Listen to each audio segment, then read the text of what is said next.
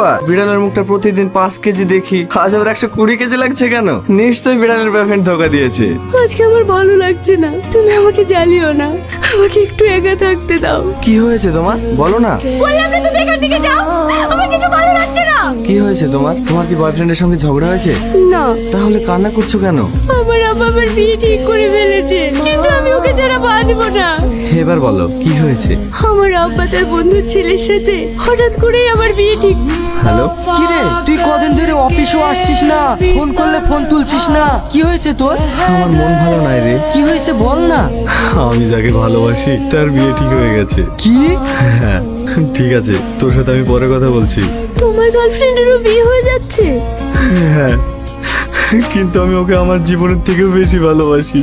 এটাই গো, যাকে জীবনের থেকে বেশি ভালোবাসা যায় তাকে উপরওয়ালা তার জীবন থেকে কেড়ে নেয়। কেন যে এমন হয়?